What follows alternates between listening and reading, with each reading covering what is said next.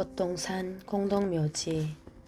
사람들은 창고 안의 시체를 일요일마다 달구지에 싣고 꽃동산 공동묘지에 묻으러 갑니다.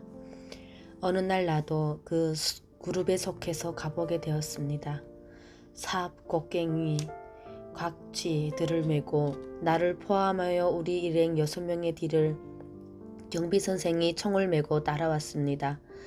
달구지에 한가득 쌓인 시체 속에는 내 피부치나 다름없던 영희도 있었습니다.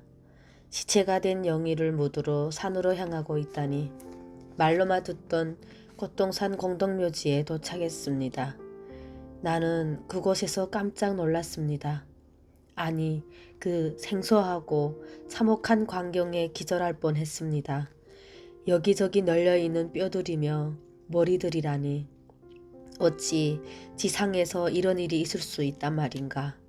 나와 달리 경험자들은 그런 모습이 이미 익숙해 보였습니다. 그곳은 날씨도 쌀쌀했고 햇빛도 잘 비치지 않았습니다. 뭐 하느냐며 빨리 땅을 파라는 선생의 독촉에 꽃갱이와 각지를 삽으로 땅을 팠습니다. 하지만 나의 시선은 자꾸 뼈가 널려있는 곳으로 쏠렸습니다. 겨울이라 땅을 깊이 파지 못하여 체구가 작은 시신은 괜찮았지만 큰 시신은 다리와 팔을 꺾어서 묻었습니다. 그런 다음 아무 표시도 하지 않았습니다. 교화소 안에서 죽은 사람은 공민의 자격을 박탈당했습니다. 그런 그들의 죽음은 개만도 못한 것으로 취급해서 그 소식을 가족에게도 알리지 않았습니다. 머리카락이 쭈뼛쭈뼛 곤두서고 손이 덜덜덜 떨려서 제대로 땅을 팔 수가 없었습니다. 땅이 얼어서 파기가 여간 어렵지 않았습니다. 시신 5구쯤 들어갈 만큼 팠을까. 다 팠니? 추워 죽겠는데. 됐어, 이젠 묻어. 선생 자신이 춥다 보니 그만 파고 시체들을 묻으라고 했습니다. 선생님, 20여 명이 넘는 시체가 들어가기에는 너무도 작은 구덩이입니다. 아직 먼 것 같고 조금 더 파야 할 듯 합니다. 난 더 파서 묻어야 한다고 주장했지만 부질없는 노릇이었습니다. 하는 수 없이 한 명 한 명 구덩이에 넣었습니다. 시체들이 꼭 나무 꼬챙이 같았습니다. 겨울이라 창고에 며칠씩 두어도 아직 냄새가 나지 않았습니다. 시체는 오히려 얼어서 비닐이 툭툭 갈라져 터졌습니다. 죽을 때까지 먹지 못하고 약하기만 했던 이들이기에 가벼웠습니다. 영희의 차례였습니다. 미안해 영희야. 우리 다시 태어나면 이런 곳에 절대로 오지 말자. 그리고 이 땅이 아닌 다른 곳에서 살자. 자유와 행복이 있는 그런 곳에서 태어나자. 제주도에서도 만나자. 울면서 영희를 묻는데 칼로 가슴을 도려내는 심정이었습니다. 영희가 그런 비석도 없는 곳에 아무렇게나 마구 묻히는 것이 정말 너무도 안타까웠습니다. 5명이 들어갈 만한 구덩이에 20명을 넣다 보니 시체가 땅 위로 불룩하게 올라왔습니다. 함께 온 일행이 갑자기 땅을 파던 도구들을 내팽개치더니 시체 위로 올라갔습니다.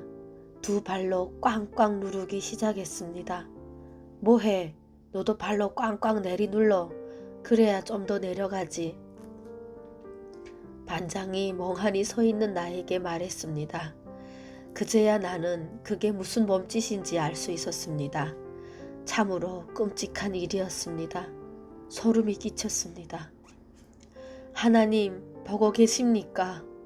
왜 악한 저들을 가만두십니까? 땅이 얼다 보니 파낸 흙들은 하나같이 주먹보다 덩어리가 컸습니다.